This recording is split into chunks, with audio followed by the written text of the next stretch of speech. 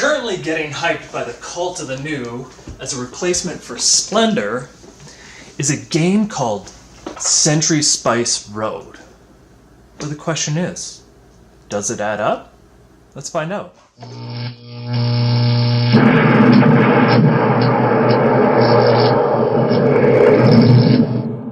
Now don't let the spice cubes fool you for poker chip gems.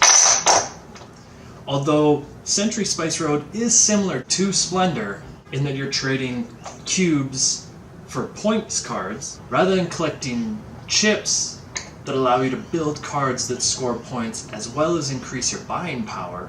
At the heart of Century Spice Road is the merchant card deck, where you acquire 3 different types of cards to construct your engine. Spice cards, which give you cubes similar to Splendor, upgrade cards that increase the spices you do have to a higher level within the spice chain, and finally, trade cards, where the scales of balance come tumbling down the road like an ugly rally car wreck just waiting to happen. Here I have laid out the merchant deck in a tower, from most powerful to the least powerful. In order to understand how horrendously imbalanced this spread is, we are going to have to break each card down to its numerical value and do a little math. Now I'll go through a couple of cards and then explain the imbalances of the deck and why they ruin the game. So let's start with the most powerful.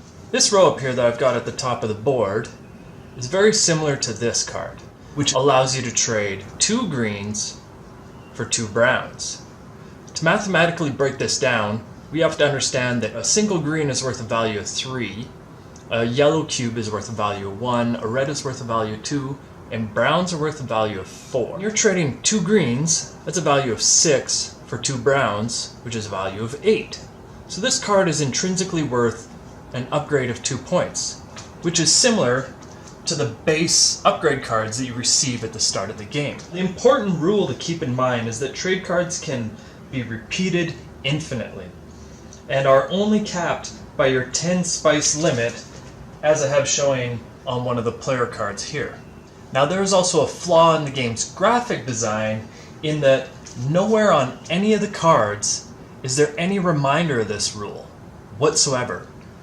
Taking a card from the lowest end of the spectrum, as an example, you can see with this card you trade 1 red, a value of 2, for 3 yellow, which is only a value of 3.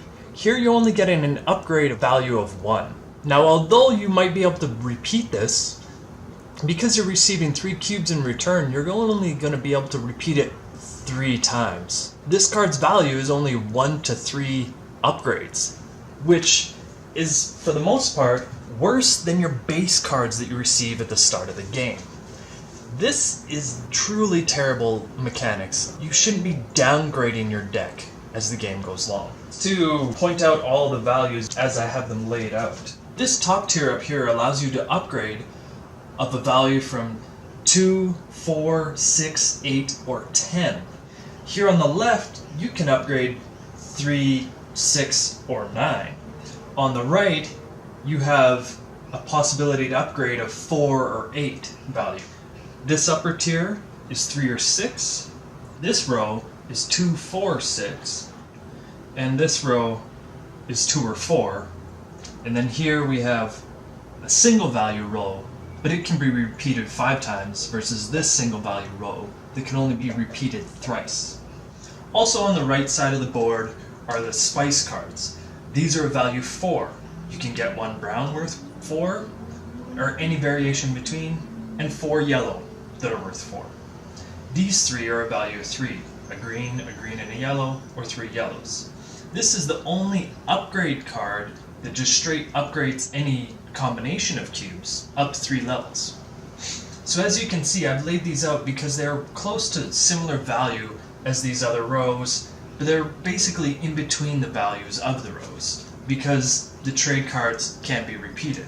Now if you break the merchant deck down to 3 distinct groups of cards, you come out statistically looking with this upper echelon of 11 cards being about 26% of the deck, this middle region being over 60% of the deck, and this bottom garbage fodder is a measly 10%.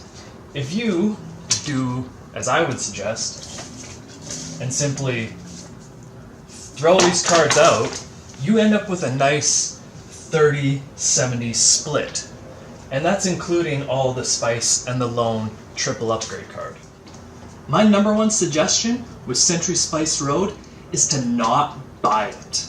Now, if you're like me and already own the game, I have a few suggestions for you that might help salvage this train wreck. As I already showed you, my first suggestion is to remove those bottom 5 cards. Now let's have a close-up look at those 5 cards so you know which ones to pull out of the deck. Here they are up close, just so you can get a good look at them. All of these cards are a value 1 unless you repeat the trade. My second suggestion with Century Spice Road is to simply play without the repeatable trade rule. That way, instead of there being this tower of power between cards, you get this. I've laid it out in values of 1, 2, 3, and 4. Since you can't repeat any of the cards, none of them have a runaway powerful potential ability. This balances out the deck a fair bit. Now, I still think you should trash those level 1 cards, but this at least looks far more even and reduces the amount of luck in the game. Now, my last suggestion to make the game slightly more palatable in a higher player count is to allow the merchant deck to be wiped. The cost of wiping it is 1 silver. Now, each player should start with 1 silver at the beginning of the game so they can freely do this should they need to.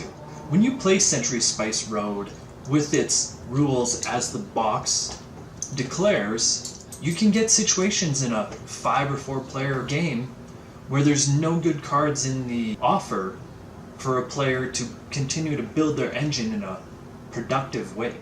To give you a bit better close-up of how that should work, this is the merchant card deck, and this is the offer. Players would spend 1 silver, and then be able to wipe this whole selection and start anew.